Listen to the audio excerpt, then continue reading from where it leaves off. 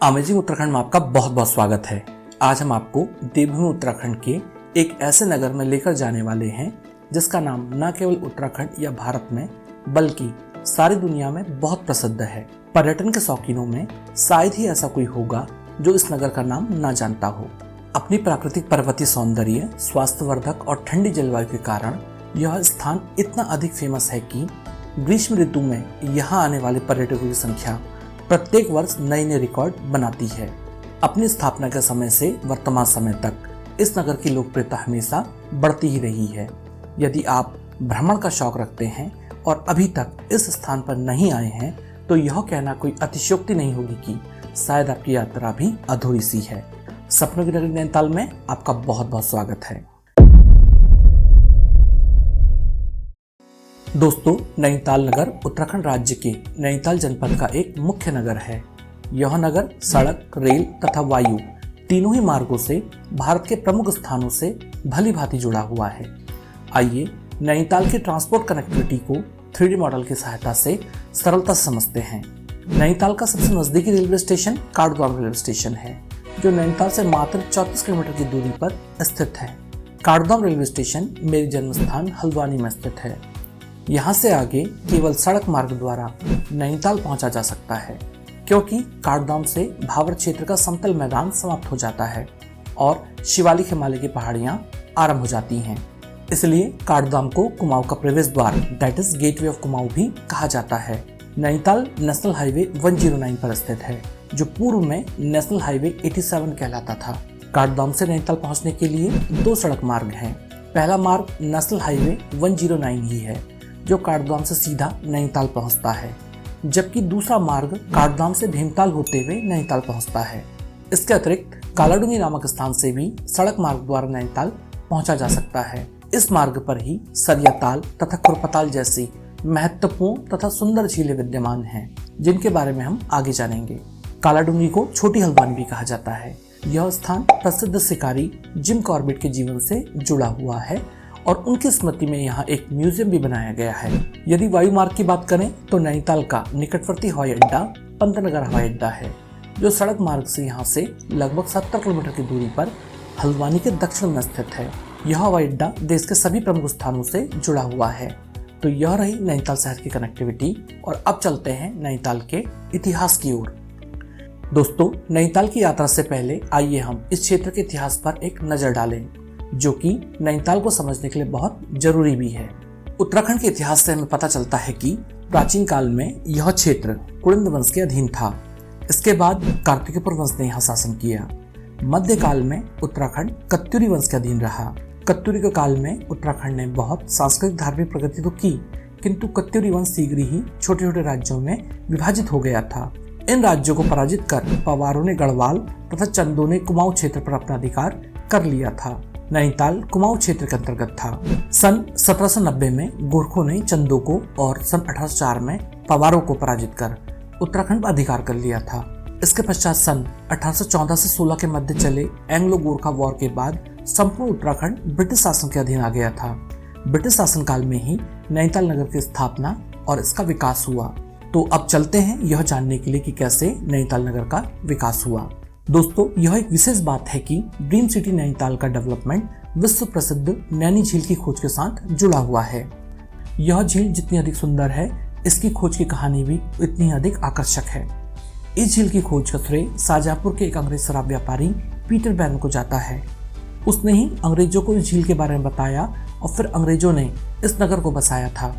Peter बैरन से पहले कुमाऊं के पूर्व कमिश्नर ट्रेल ने इस झील को देखा था। उन्हें डर था कि यदि अंग्रेजों को इस झील के बारे में पता चल गया तो वे यहाँ आकर बसने लगेंगे और मानवीय गतिविधियों के कारण प्राकृतिक रूप से सुंदर तथा हिंदुओं के लिए धार्मिक रूप से अत्यंत पवित्र इस स्थल का यह स्वरूप बिगड़ जाएगा। इसलिए ट्रेल ने स्थानीय निवासियों को इस स्थल के बारे में किसी यूरोपीय को नहीं बताने का सुझाव भी दिया था। लेकिन सन 1841 में पीटर बैरन ने इस झील को खोज निकाला था। बैरन अपना अधिकांश समय घूमने फिरने में व्यतीत करता था।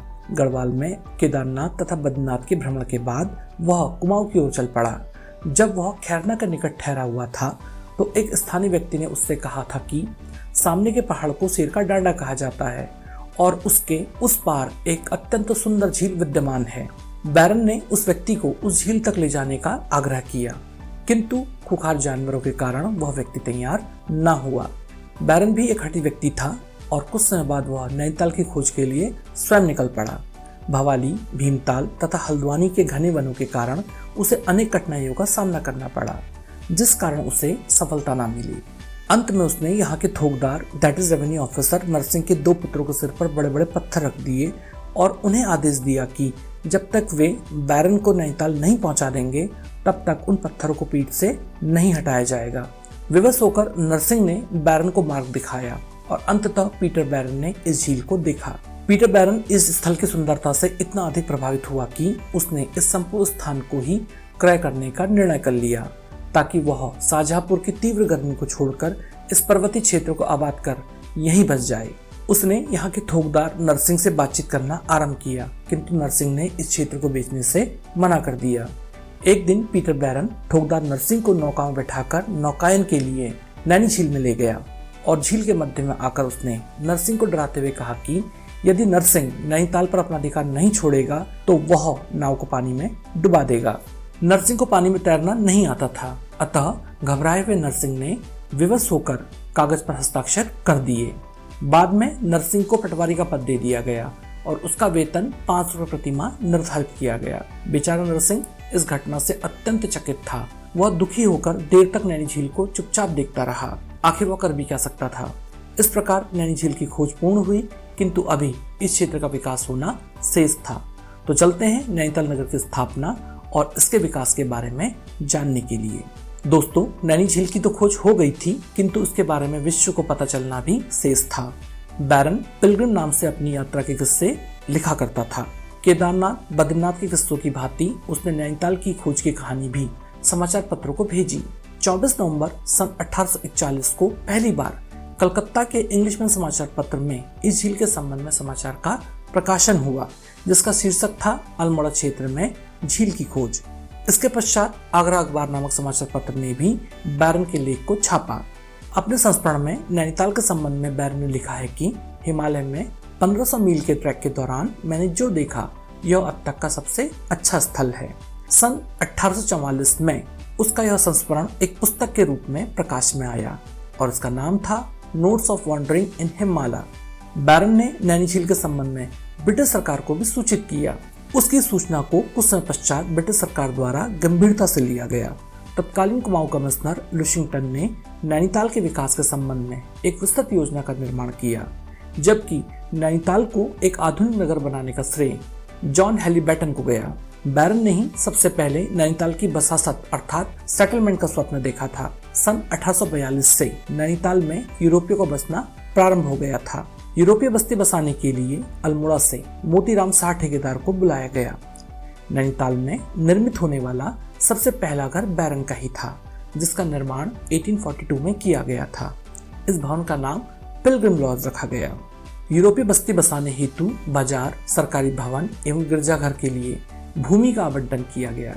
एक बस्ती स्थानीय लोगों के लिए भी बसाने का निर्णय किया गया, ताकि वे यूरोपियों को अपनी सेवाएं दे सके। इस हेतु स्थानीय लोगों को पट्टे में भूमि दी गई। मैदानी क्षेत्रों की गर्मी से बचने का प्रयास कर रहे ब्रिटिश सैनिकों और अधिकारियों तथा उनके परिवारों द्वारा इस स्थान को बहुत अधिक पसंद किया गया। शीघ्र ही यह नगर अपनी ठंडी एवं स्वास्थ्यवर्धक जलवायु के कारण ब्रिटिश लोगों एवं सैनिकों के लिए एक महत्वपूर्ण स्वास्थ्यवर्धक केंद्र एवं लोकप्रिय आवास स्थल बन गया। यह नैनीताल की लोकप्रियता ही थी कि 1862 में पश्चिमोत्तर प्रांत की ग्रीष्मकालीन राजधानी नैनीताल को ही घोषित किया गया। इसी प्रकार 15 अक्टूबर सन 1891 में नैनीताल जनपद का गठन किया गया। दोस्तों, नैनीताल के विकास की कहानी बहुत लंबी है।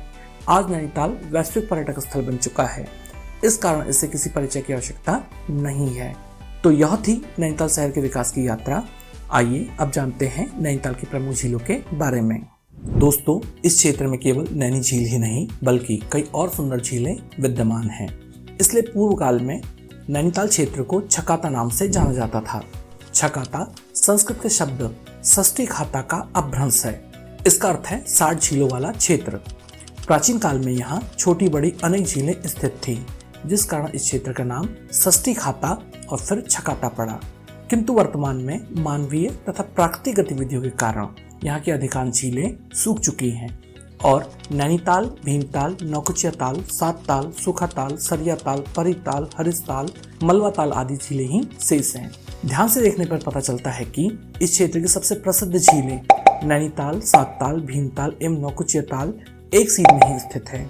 तो दोस्तों, सबसे पहले हम विश्व प्रसिद्ध नैनी झील की ही बात करेंगे। नैनी झील नैनीताल नगर का सबसे बड़ा आकर्षण है। इसके कारण ही इस नगर को नैनीताल कहा जाता है।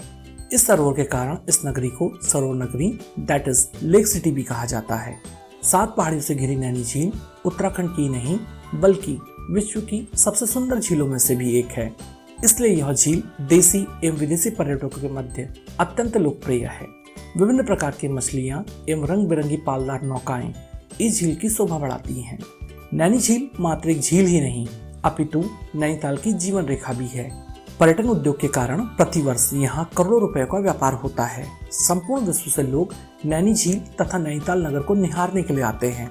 सरकार भी इस क्षेत्र के लिए जो भी योजना बनाती है वे अधिकांशतः इस झील के आधार पर ही निर्मित होती हैं। नयन नाशपाती की आकृति की नैनी झील लगभग 1500 मीटर लंबी, 510 मीटर चौड़ी एवं 30 मीटर गहरी है। इसके मध्य स्थित एक छोटी पहाड़ी इस नगर को मल्लीताल एवं तल्लीताल में विभाजित करती है। नैनी झील के किनारे नैना देवी मंदिर, पाषाण देवी मंदिर, गुरुद्वारा, फ्लैट्स तथा मेथोडिस्ट चर्च अवस्थित है। नैनी झील के दाहिनी ओर मॉल रोड तथा बाईं ओर ठंडी सड़क स्थित है। मॉल रोड पर शाम के समय में घूमना पर्यटकों के मध्य बहुत लोकप्रिय है। नैनी झील का पौराणिक महत्व भी है। स्कंद पुराण के महेश्वर खंड में इसे त्रिऋषि या त्रिऋषि सरोवर कहा गया है। माना जाता है कि इस झील का निर्माण 3 ऋषियों पुलय, अत्रि तथा पुलत्स्य द्वारा किया गया था।